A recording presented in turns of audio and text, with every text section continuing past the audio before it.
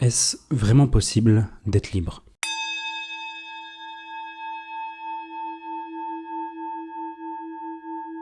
J'ai eu la chance d'être contraint à commencer ma vie assez jeune. J'étais beau, puissant, assez respecté, j'ai gagné bien ma vie. Je bossais dur et savais que l'école ne m'aiderait pas à atteindre mes objectifs. Quel objectif? Je ne savais pas vraiment. Après tout, c'est pas comme si quelqu'un nous aidait à trouver notre voie. J'ai compris que le travail paie. Et mon environnement à ce moment-là ne m'encourageait pas vraiment à penser autrement. Et proposait même des alternatives qui marchaient vraiment. La tête pleine de rêves, j'avais donc deux choix à faire. Partir dans le salariat, ce que je m'étais promis de ne jamais faire, par réflexe quasi instinctif, mais c'était une voie plus sûre, et pourrait me convenir en vue des nouveaux modèles qu'on nous présentait. Ou prendre le chemin mystérieux et de tenter de me frayer un passage dans l'entrepreneuriat, à une époque où peu de choses étaient documentées, où beaucoup retenaient de l'information pour en vivre. J'ai donc choisi une voie entre les deux, une sorte de mix. Je me suis laissé 1 an pour apprendre de ceux que je pensais être les meilleurs en France, puis je montrais mon projet. Mais au fond de moi, je le savais, j'avais fait un pacte avec le diable. Et ce pacte m'aura enchaîné pendant 5 ans, contrairement aux 1 an initiaux dont je m'étais promis de faire. Comme dirait l'autre, à qui troque sa liberté pour sa sécurité ne mérite ni l'une ni l'autre. Les premiers signes d'alerte furent la prise de poids, la négligence de ma santé, la caféine à des heures impossibles, la cigarette pour décompresser, puis le Covid est arrivé et le monde s'est arrêté. Et seul avec moi-même, le constat était dur à avaler, et ça a empiré. Je me suis fait virer, ou plutôt j'ai attendu qu'on me vire, passer de boîte en boîte, en sachant très bien que c'était mort d'avance. On peut pas m'en vouloir. Après tout, je venais de sacrifier 5 ans de ma vie pour une chimère. La nuit était devenue mon quotidien. Et je me laissais m'endormir, tout doucement. Mais le sommeil est propice à une chose, le rêve. Ou plutôt pour moi, des visions. Un homme, seul dans le désert. Une femme, un oasis. Et je me suis rappelé de moi, il y a 5 ans. Il était encore vivant. C'est tout ce qui me restait de pur. Je me suis donc laissé emporter par le flux. Et c'est là que j'ai vu le désert, les chaînes qui me retenaient d'avancer, reliées au loin à l'homme que je voulais devenir. Et c'est en sentant le poids des chaînes d'un côté de mon corps que je l'ai vu. L'enfant que j'étais. J'étais à la croisée des chemins. Il a fallu que je vive tout ça pour en arriver là, ou j'ai toujours évité ce moment jusqu'à présent. Je le savais, aucun retour en arrière n'était possible. Derrière moi, le feu ardent de ma dépression me poussait vers l'océan inconnu de possibilités, alors j'ai pris ce que j'avais dans un sac à dos et décidé de marcher. Après tout, je n'avais plus rien à perdre et surtout, plus rien à prendre là où j'étais. J'ai donc entrepris de traverser le Maroc à pied, avec une idée simple, rejoindre le désert. Si je devais mourir pendant le voyage, je l'accepterais. Si j'en revenais vivant, le message serait clair. Et je t'ai tout documenté. C'est la première vidéo de ma chaîne YouTube et c'est là que tout a commencé pour moi. Rien ne s'est passé comme prévu. Mais paradoxalement, tout s'est très bien passé. Et je suis revenu avec un seul enseignement. Dieu est grand. J'essaie d'obtenir du coup ce que j'ai toujours voulu, la liberté. Si on définit la liberté comme l'addition de l'autonomie et de l'indépendance, alors c'est faire ce que tu veux, quand tu veux, où tu veux, avec qui tu veux. C'est mon projet. Et je l'ai appelé le projet Ouria. Alors voici mon but avec toutes ces vidéos. Conquérir ma liberté, partager la vérité de ce monde pour mourir en homme de Dieu et accomplir, je crois, la mission qui m'a été donnée. Je suis un aspirant de la sagesse et voici ce qui s'est passé dans ma vie cette semaine. Bilan de la semaine, désolé pour le retard. Je n'ai pas d'excuses particulières. J'étais juste fatigué, pour être très honnête, et vous allez comprendre pourquoi. Du coup, l'objectif là de cette vidéo, c'est de vous présenter un peu les objectifs que je vais avoir sur Q2, donc le deuxième quarter de 2025. Mais avant tout, bilan spirituel comme d'habitude, mais je dois vous expliquer pourquoi c'est aussi important pour moi la spiritualité. Parce que l'objectif d'être... pourquoi je me concentre autant sur la spiritualité, c'est parce qu'en fait je pense que pour être bien dans ta vie, il faut être déjà bien dans ta tête. 99% je pense que du bien-être que tu as dans ton quotidien, il vient avant tout de ta qualité, de ta santé mentale, on va dire. Et pour moi, le gros de la santé mentale, il vient du spirituel. Il y a des gens, ils vont penser autrement. Moi, je pense comme ça. Je pense qu'être proche de Dieu, c'est le meilleur moyen d'être bien dans ta vie. Voilà, tout simplement. Et ça, dans toutes tes actions que tu fais, il faut penser à Dieu. Et voilà, pour moi, tout commence par là. Donc, c'est pour ça que je commence par ça. Et du coup, il y a plusieurs choses que j'ai mis en place, notamment, c'est l'intention que j'ai dans mes actions, dans ce que je veux faire. Et du coup, il y a plusieurs choses que je veux faire, mais qui n'ont pas de vrais objectifs clairs Parce que sur la spiritualité, je pense pas qu'on peut se donner un vrai objectif mesurable en fait tous les mois, même si voilà, on peut arriver à faire quelques petits trucs. Donc l'objectif que je vais me donner sur Q2 2025, c'est créer un bot qui parle d'Elijah pour pratiquer le Elijah chaque 30 minutes tous les jours, pour la simple et bonne raison que j'aimerais tenir des conversations, parce que l'un de mes grands buts, c'est de pouvoir tenir une conversation avec ma grand-mère, afin qu'elle m'explique un peu l'histoire de ma famille sans avoir de filtre et pouvoir entrer dans le détail, sans casser les couilles à quelqu'un qui va me traduire mot pour mot ce qu'elle dit, ça me saoule. Même si je comprends à peu près ce que je dis, il faut que j'arrive à pratiquer pour tout simplement avoir des conversations avec les gens, et même dans mon quotidien, étant donné que je vis au Maroc, c'est très important pour moi de parler d'Elijah. Ensuite, toujours relié à ce même objectif, c'est apprendre les 1000 mots les plus utilisés en Elijah sur Q2, et lire 3 livres de développement personnel, et finir la première partie du livre. Ça, je pense que ça risque de prendre un peu plus de temps que ça, mais bon, je l'ai mis quand même. Il est 4e dans les priorités, donc c'est pas forcément la chose la plus importante à faire. Ensuite, juste sur avril, si on focus là-dessus, j'aimerais que sur le batch déjà créer le bot en lui-même, que je pourrais utiliser pour une pratique. J'ai déjà commencé à créer ce bot via ChatGPT, donc il faudrait que je le teste cette semaine, étant donné que je suis un petit peu pris là en ce moment. Mais j'ai aussi ma femme avec laquelle je pourrais discuter avec elle. Le batch de 1000 mots que je dois apprendre les plus utilisés, j'aimerais en connaître au moins 50%. Donc j'ai une application qui s'appelle AnkiApp qui me permet de faire des sections de révision tous les jours. Et j'aimerais être à 50% de taux de réalisation avant la fin de ce mois. Et enfin, lire Transurfing, le tome 2, que j'ai pas sur moi malheureusement, et que j'aurais bien voulu vous présenter, mais je vous présenterai franchement après.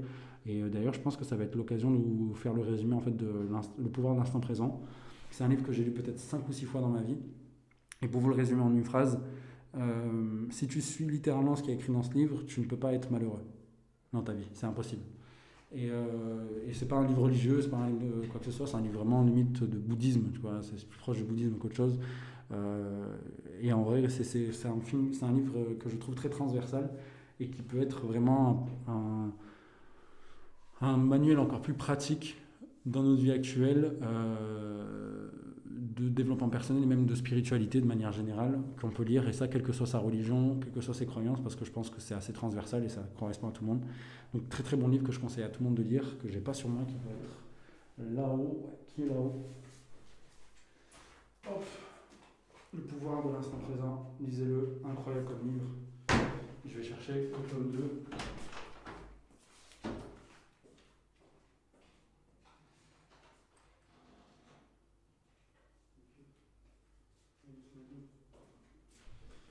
Et du coup, ce mois-ci, voilà les 2 livres que je vais lire du coup ce mois-ci.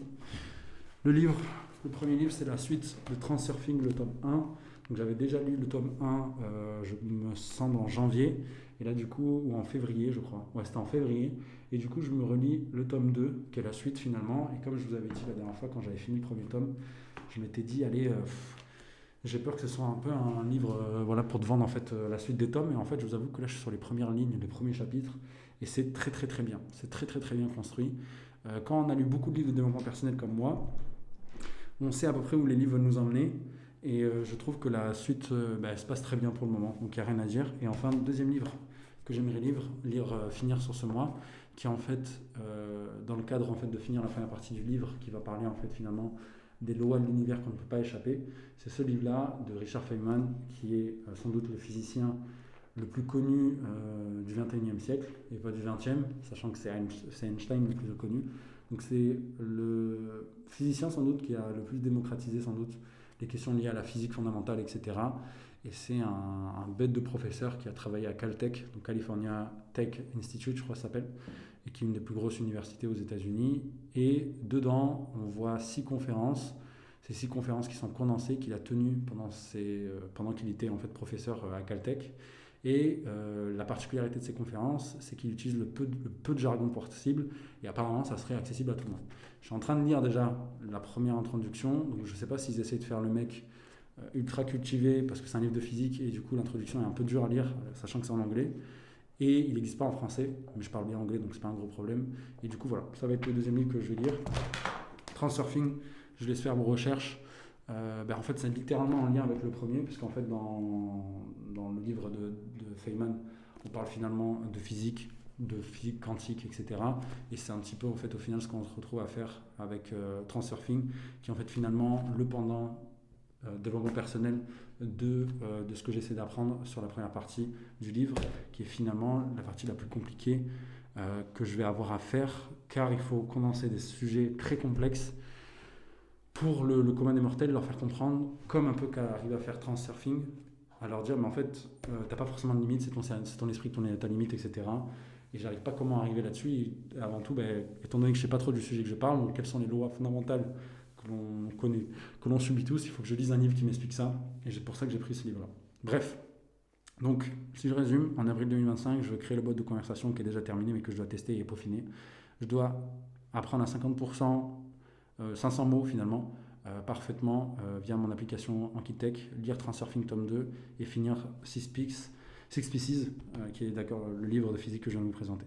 L'objectif de cette semaine, du coup, on est déjà mardi, donc on est déjà bien avancé dans la semaine, c'est créer le batch de 1000 mots à intégrer dans Anki. C'est déjà en cours. Je l'ai envoyé à ma femme l'autre partie parce que c'est elle qui va faire la correction, parce que ChatGPT n'est pas très bon en fait pour la correction de mots en déjà, étant donné que c'est pas une langue extrêmement pratiquée par rapport à l'anglais, le mandarin, des langues comme ça. Créer le bot de conversation, donc ça c'est fait, c'est cool. Enfin, en tout cas, il faut le peaufiner, hein, c'est comme ça, c'est toujours comme ça.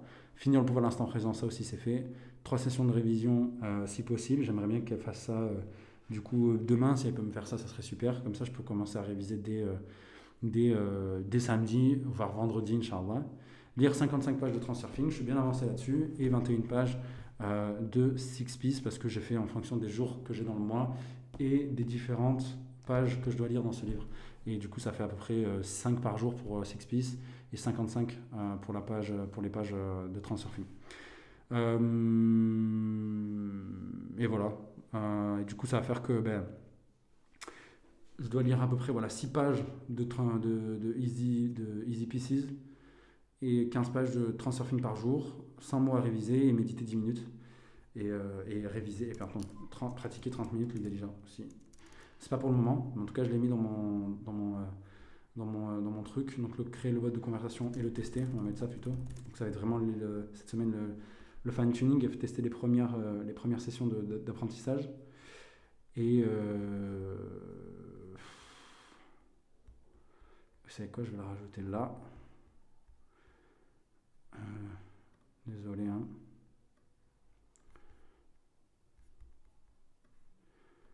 Je la fais en direct, ce qui n'est pas très bien, il ne faut pas faire ça.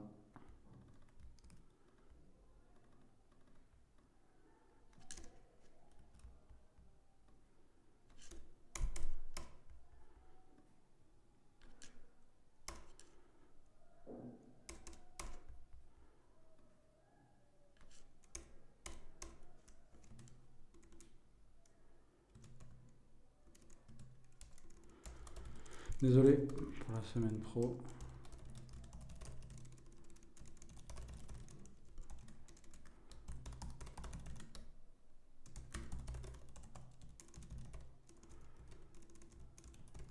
Hop, donc là c'est bon. Ça c'est pour la partie spiritualité, donc on est bon là-dessus.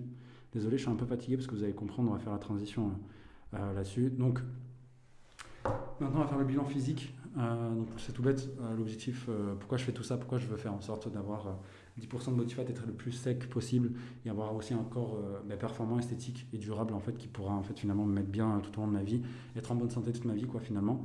Pourquoi je fais ça? Parce que tout simplement c'est l'adage, avoir un corps sain dans l'esprit sain. Je travaille l'esprit sain, il faut avoir un corps sain maintenant.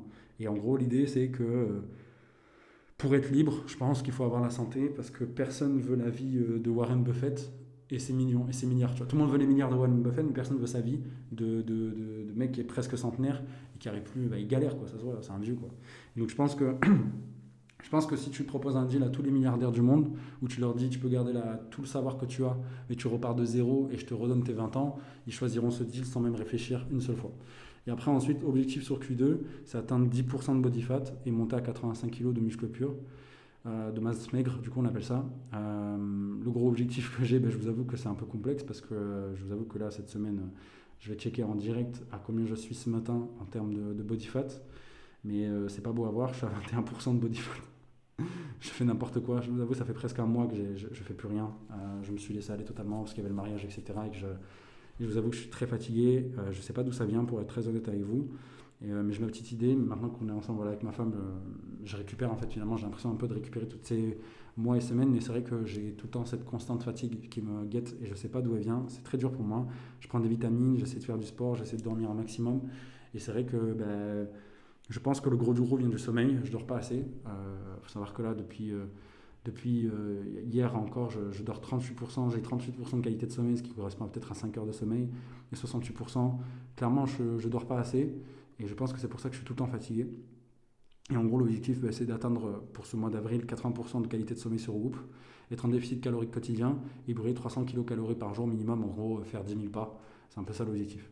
L'objectif de la semaine, c'est préparer ma routine du quotidien, c'est fait. Faire un point sur mon point actuel, ça aussi c'est fait. Créer le programme pour moi et ma femme, ça c'est pas le cas parce qu'en fait, elle a euh, niveau santé, elle peut pas commencer à travailler, à s'entraîner, donc j'ai pas encore fait le programme pour elle. Et aussi, il faut qu'elle voit faut qu'elle arrive à se construire là-dessus. Et j'ai modifié aussi le tracker que j'ai pour calculer mes calories, etc. Et je l'ai changé pour pouvoir intégrer en fait la mesure de mon body fat quotidien. Pourquoi? Parce qu'en fait, je trouve que cette mesure n'est pas assez, comment dire en anglais, désolé pour l'anglicisme, je m'en excuse, accurate dans le terme. Parce qu'en fait, si moi tous les jours, je calcule si je calcule que le dimanche, mon body fat, il va être biaisé parce qu'en fait, en général, le week-end, je mange plutôt gras. Ce qui fait que j'ai le ventre un peu plus gonflé. Donc quand je fais le tour de taille pour calculer mon body fat, c'est pas accurate. Alors que si je le fais toute la semaine, j'en fais une moyenne en fin de semaine, j'aurai peut-être une mesure beaucoup plus accurate sur mon body fat quotidien sur la semaine. Et du coup, j'ai rajouté ça. J'ai aussi rajouté, non, j'ai rajouté que ça. J'ai rajouté quelques petits trucs pour que ce soit le plus ergonomique possible, parce qu'en fait, ce tracker, ma femme aussi va le suivre. Et c'est vrai que finalement, j'essaie de faire un truc qui lui permettra en fait, tout simplement de suivre ses performances tranquilles en autonomie. J'ai pas envie non plus de lui casser la tête. Si elle veut pas s'entraîner, elle s'entraîne pas. Je suis pas là non plus pour la forcer. Mais en gros, voilà, elle avait l'objectif de perdre un peu de poids, elle aussi. On s'était fait un peu cette promesse au moment où on allait vivre ensemble de perdre ce poids.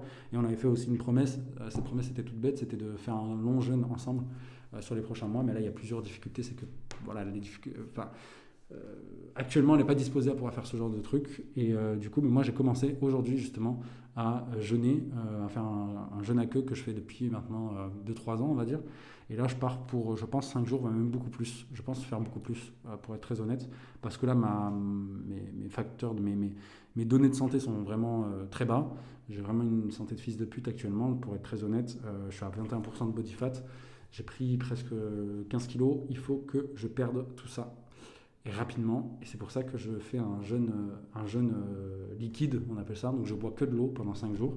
C'est un truc que je fais souvent, que j'aime beaucoup faire.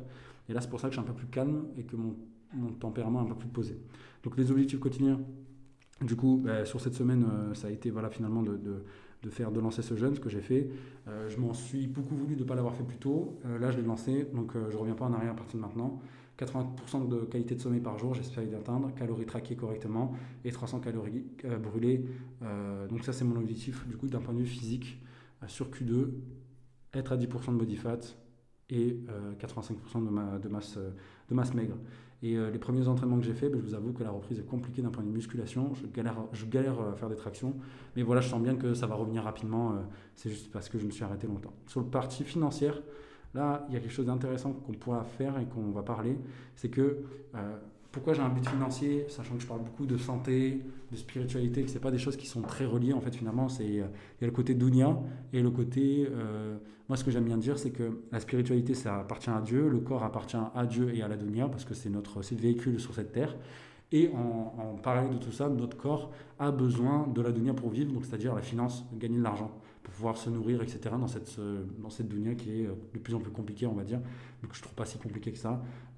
Mais bon, quand tu es musulman, tu t'en fous en fait un petit peu de cette dunya, tu la prends pas très au sérieux, mais tu es obligé de le faire parce que voilà, tu es contraint. En fait, disons, ton intention n'est pas très sur le fait d'avoir des possessions, c'est pas trop faire ça que ta valeur en tant que musulman est construite, c'est plus dans tes actions et dans le fait que tu es proche de Dieu dans chacune de tes actions et tu essaies de moins le faire. Donc, le but de tout ça, c'est bien gagner ma vie, comme Allah me l'a ordonné. Moi, je pense que déjà dans le Coran, c'est le cas. Et en plus de ça, je pense que Dieu m'a vraiment donné cette mission d'avoir assez d'argent pour ne pas compter, et notamment pour financer un projet qui est un petit peu plus grand. C'est en fait construire une ferme autonome. On appelle ça une ferme autonome aujourd'hui, mais en gros, c'est une propriété autonome dans laquelle j'aurais pas besoin de sortir de cette propriété pour vivre totalement, donc avoir le nécessaire en protéines, le nécessaire en glucides, en légumes, etc. Bref, en gros, avoir le nécessaire pour ne pas jamais sortir, être cloîtré là-dedans, avoir une sorte de mini bunker un peu ouvert sur lequel je pourrais rayonner à l'extérieur et aussi à l'intérieur. En gros, poser les bases d'une propriété assez grande pour accueillir d'autres gens comme moi, qui pensent comme moi, et créer en fait comme une communauté finalement, parce que avant tout, c'est ça le gros sujet, c'est la communauté. C'est créer, quand tu vois toutes les personnes qui montent des projets d'autonomie, etc., d'autonomie énergétique et tout, la première chose qui viennent après avoir fait 1 an, 2 ans, 3 ans, ils font le bilan, ils se rendent compte qu'en fait finalement s'ils auraient eu des gens un peu autour d'eux, là où ils voulaient absolument rester seuls entre eux, en gros créer un bunker, ben, ils se sont retrouvés un peu baisés, là où à un moment il fallait avoir besoin du monde. Donc je ne veux pas me fermer au monde, mais je veux m'ouvrir au monde aux bonnes personnes, c'est plus ça l'idée. Et en gros, du coup, dans cet objectif-là, il faut que je finance ce projet-là. Et pour financer ce projet-là, je dois avoir de l'argent de côté, notamment pour avoir une sécurité et pour pouvoir prendre plus de risques, ce qu'on appelle l'épargne de sécurité. Et ensuite, pour pouvoir investir, pour gagner plus d'argent en fonction du temps que j'y mets et pour enfin financer du coup cette ferme. Et avant ça, il y a plusieurs étapes à faire, notamment une qui est le matelas de sécurité directe qui est en fait 1 000 euros de côté, facile en cash que tu as sur un compte courant, que tu peux retirer en cas de coup dur, au cas où, typiquement quand j'avais mon mariage à payer, ces 1 000 euros, ils auraient pu servir à ça, pour ensuite refluer tes caisses. Après, ensuite, il y a l'épargne de sécurité, qui correspond à 6 à 9 mois de ce que tu dépenses dans un mois. Donc, tu prends ce que tu dépenses dans un mois en moyenne, tu fais x6, et c'est ton épargne de sécurité. Et sur cette épargne, tu peux la mettre, par exemple, dans l'équivalent d'un plan épargne pour les personnes qui veulent faire riba, et pour ceux qui ne veulent pas faire d'intérêt, ce sera un truc islamique, mais dans le même style. Et donc l'objectif, c'est que sur Q2, sur Q1, sur l'ensemble de l'année 2021, mon gros objectif, c'est de mettre 1 000 euros de côté, de mettre ça là-dessus. Je peux te dire, actuellement, en vue de ce qu'on nous a donné un petit peu pendant le mariage, parce que voilà, vous vous doutez bien, on a eu des dépenses au mariage, mais il y a des gens qui nous ont fait des cadeaux. On y est arrivé à l'objectif, mais je ne veux pas me reposer sur ce que les gens m'ont donné. Au contraire, nous, on veut l'utiliser pour, par exemple, financer un voyage, notamment notre Umrah, ça veut dire un pèlerinage à la Mecque. Et du coup, on garde cet argent et on fait comme s'il n'existait pas, on le met de côté. Mais par contre, moi, j'aimerais mettre de mon argent 1 000 euros de côté, ce qui correspond à peu près à 83 euros, 85 euros par mois. Et l'objectif du coup sur Q2, si tu fais le calcul, 1000 divisé par 4, ça fait 250 euros par mois, par ce trimestre, et donc on est au Q2, 500 euros, et on est déjà bien avancé, puisque ce mois-ci, j'ai réussi à mettre de l'argent de côté, c'est 83 euros de côté, donc c'est déjà bien. Ensuite, j'aimerais faire sur Q2 15 000 euros de bénéfices nets, si possible. Je suis bien parti là-dessus, je ne vais pas me brûler les ailes, mais en gros, on est plutôt bien parti pour faire 5 000 euros par mois ce mois-ci, et du coup, voilà. Et le troisième objectif, je ne vais pas en parler plus que ça, j'ai pas envie de me foutre l'œil plus que ça. Disons que c'est bien lancé et que là où aujourd'hui la grosse contrainte que j'ai, c'est ma capacité à faire des appels dans une journée, sachant que je suis extrêmement fatigué, je ne sais pas pourquoi, c'est un peu chiant. Je pense que le jeûne va bien cliner mon corps et je repartirai une fois que j'aurai bien perdu tout ce gras et bien cliné mon corps sur une base saine qui me permettra d'avoir beaucoup d'énergie. Et on l'espère là-dessus, mais j'ai pas envie d'avoir du café, etc. pour pouvoir tenir, ça me fait chier. Même si je prends du thé, et je pense que c'est beaucoup moins compliqué, parce que quand je prends du café, j'ai 2 réactions. Soit j'en tremble d'excitement, ou soit je crache dans la journée, et c'est un peu chiant. Bref, l'objectif après ensuite de ça, sur Q2, c'est de couper court avec mes comptes en France et d'ouvrir mes comptes professionnels au Maroc. Je suis déjà en train de faire ça et c'est déjà en cours. Notamment, un de mon objectifs, c'était de clôturer mon compte avec BMCE en France, au Maroc, pardon, donc la Bank of Africa, parce qu'elle est nulle sa mère et j'ai clôturé mon compte cette semaine et j'en suis plutôt fier. Et du coup, ouvrir mes comptes pro au Maroc hors mon nom perso, malheureusement, c'est pas possible parce que c'est nominatif par rapport à mon auto-entreprise. Et cette auto-entreprise, elle a mon nom, donc je suis obligé d'ouvrir les comptes à mon nom. Donc ça, c'est des premières choses. Mais en tout cas, avoir le moins d'informations possible et imaginable que pourrait avoir la France sur mes comptes à l'étranger. En gros, dans l'idée, c'est me sortir du système français pour pouvoir juste déclarer des comptes à l'étranger sans qu'il y ait forcément de difficultés particulières. Sans qu'il y ait forcément de difficultés particulières pour mettre des difficultés particulières à l'État français au cas où ils veulent voir ce qui se passe sur mes comptes. En gros, sortir du système français totalement. Objectif de la semaine, et oui, il est assez pas mal. Je ne vais pas mentir que les objectifs de cette semaine du 14 avril, parce que là actuellement on est le 15 avril, on est 8h26 quand je tourne cette vidéo et quand je regarde l'heure, et je suis plutôt mal parti pour les objectifs de cette semaine. Mais en gros, dans l'idée, les objectifs que je me suis mis cette semaine, c'est de prendre 19 rendez-vous, 6 pour le client chiant qui est jamais content de mon travail, et 4 pour mon client cool mais qui est très dur à délivrer, et 9 pour mon client super sympa. Et aussi du coup j'ai peut-être un potentiel nouveau client qui va rentrer, que là maintenant je vais facturer, j'espère, au TGM. En tout cas tous les nouveaux clients que j'entre seront facturés au TGM, et je suis plutôt content parce qu'en fait chaque journée de travail me permet de sécuriser du chiffre d'affaires, là où quand je vous parle de ça, il faut que je prenne des rendez-vous qualifiés pour pouvoir être payé, et ça c'est un peu chiant, même si je sécurise le CA, c'est-à-dire il m'envoie l'argent en premier. Mais en gros, c'est du cash qui est sur mon compte, mais c'est pas un cash qui est sécurisé, que je peux utiliser en toute tranquillité, on va dire. Là où quand je facture au TGM, c'est-à-dire en gros un forfait horaire par jour, en fait, dès que ma journée est terminée, c'est pas grave, à la limite je le rembourse le mec, mais au moins j'ai été payé ma journée là-dessus. Et du coup, pour que j'arrive à prendre ces 19 rendez-vous, il faut que j'arrive à faire 1444 appels à passer, et je pense pouvoir arriver à faire ces 1444 parce que j'ai toujours pas commencé à appeler. On est mardi, je pense que demain je peux en faire au moins 600, jeudi 600, ça fait 1200, et je me ferai une petite session mardi en espérant que ça me rapportera du coup ces 19 rendez-vous, en plus des rendez-vous que je pourrais rajouter avec le client que j'ai facturé au TGM. Et enfin, aller à CFG, donc la banque que je vais aller pour poser les bonnes questions, etc. C'est déjà fait. J'y suis allé, on est déjà en discussion là-dessus, il manquait quelques petits papiers. Il m'a demandé des papiers qui me faisaient un peu mal au cul à donner, genre par exemple facture EDF, etc. J'ai pas voulu. Et du coup, le gars est super disponible. On a discuté par WhatsApp, j'attends son retour. Et à partir de là, on verra bien, parce que j'ai déjà un ami qui a ouvert ses comptes là-dessus. Et en gros, voilà, l'objectif, il est très simple. Et pour vous revenir là-dessus, ça fait au quotidien, techniquement, je suis censé prendre... Je suis désolé, je le fais en direct parce que je sais que le chiffre que j'ai affiché est mauvais, parce qu'il me dit de prendre 7 rendez-vous par jour, là où en fait je vais faire simple. C'est simple, je vais faire simple. Je vais pas me prendre la tête, je vais faire 19 divisé par 3. Désolatif. 19 divisé par 3. Ça fait 6 rendez-vous. Au final, on se retrouve à ce que je disais, mais j'avais pas fait de faute particulière. Il faut que je prenne 7 rendez-vous par jour. Et une fois que j'aurai fait ça, si cette semaine j'atteins mon objectif, c'est fini avec mes clients chiants. Rentrez chez vous. Il me reste que 4 rendez-vous à prendre. En plus, j'ai un peu de chance. Demain, il me semble, ou en tout cas jeudi, il me semble que le client chiant qui est très dur à délivrer, il a un rendez-vous avec un potentiel lead que je lui ai ramené. Donc je suis plus qu'heureux de cette information. Et franchement, je vais être honnête, je suis plutôt content de cette information parce que ça veut dire que j'en aurai plus qu'un à prendre, donc 3 rendez-vous à prendre. Et si je prends 3 rendez-vous demain, dans les prochains jours, je sais que j'aurai terminé le pack pour sûr, en vue des statistiques que je fais avec eux. Et ça fait extrêmement plaisir de se dire qu'on est bientôt sur la fin avec ces clients qui sont casse-couilles, et que j'ai réussi en fait à switcher dans ma tête le fait de pouvoir facturer des clients au TGM, ce qui annonce énormément de choses bonnes pour les prochaines semaines, Inch'Allah, comme on dit. Et enfin, si on fait un bilan post-mariage, donc après avoir remboursé tous les frais, la salle, loisirs et aussi la première semaine, je suis à peu près à plus, ça fait 283 appels par jour, ça je ne l'ai pas dit. Mais si on fait un bilan post-mariage, je suis à plus 186 € après avoir remboursé tous les frais du mariage. Donc je suis même en positif à la sortie, même si, on ne va pas se mentir, les frais continuent. Le premier mois, c'est toujours le mois le plus compliqué quand on rentre en couple. Pourquoi ? Parce qu'en fait, tu rentres en couple, il y a les deux habitudes qui s'affichent, et en fait, toutes les fois où vous n'étiez pas ensemble, vous ne voyez pas en fait les dépenses cachées qu'il y avait autour de votre vie commune, et que en fait, la famille, ou toi, quand tu vivais tout seul, moi, dans mon cas, ou la famille de ma femme, arriver à contracter pour toi sans que tu t'en rendes compte. Donc typiquement, ça va être des conneries du style, par exemple, tu vas prendre plus de quantité quand tu vas faire tes courses, parce que justement la personne elle vit avec toi maintenant, donc tu n'as pas pensé à ça, et du coup ça peut augmenter tes frais mensuels.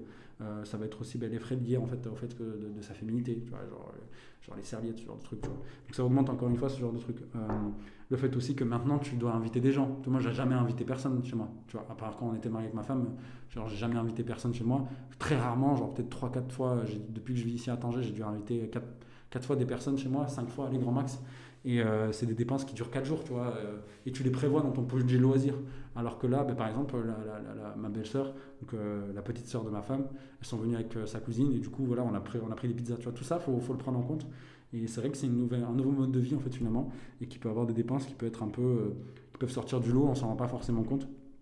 Et c'est pour ça qu'on est très content que des amis à nous ont aidés pendant ce mariage, même si moi je partais du principe que j'allais rien recevoir, ce qui me permet en fait tout simplement d'avoir un petit matelas, mine de rien, au cas où, sur ce mois, si tout va mal, si vraiment on est à plat tous les deux, au moins on pourra assurer les derniers jours avant de recevoir son salaire pour elle. Une autre chose que l'État français peut vous donner quand c'est mon cas, et bien sûr les clients qui me payent. Donc en gros, dans l'idée, c'est ça. Voilà pour cette semaine. J'ai pas grand chose à dire. Tout ce que je peux vous dire, c'est que je suis très fatigué. Je sais pas trop d'où ça vient. Mais là, je vous avouerai que quand je lance l'activité, ça va mieux. Je pense que je n'arrive pas à lancer un gros mouvement comme j'arrivais à le faire, par exemple, quand j'étais à Casablanca ou même avant dans ma vie, où je lance le mouvement voilà, dans ma journée qui me permet en fait tout simplement après de tout casser. Mais là, je vous avoue que maintenant que je mange pas dans la journée, j'ai fait une journée beaucoup plus longue qui a duré beaucoup plus longtemps. Et je pense que cette semaine va être productive, on l'espère. En tout cas, moi j'aurai faim. Et je pense que le meilleur moyen quand tu as faim, c'est pas de regarder des trucs sur Instagram, c'est de travailler et pour oublier ta faim finalement. Et aussi tous les trucs que ton corps t'envoie comme signal de survie pour pouvoir que tu puisses avancer tout simplement. Donc voilà, c'est ça sur cette semaine. Je vous souhaite une excellente semaine, prenez soin de vous et encore désolé du retard. Bisous.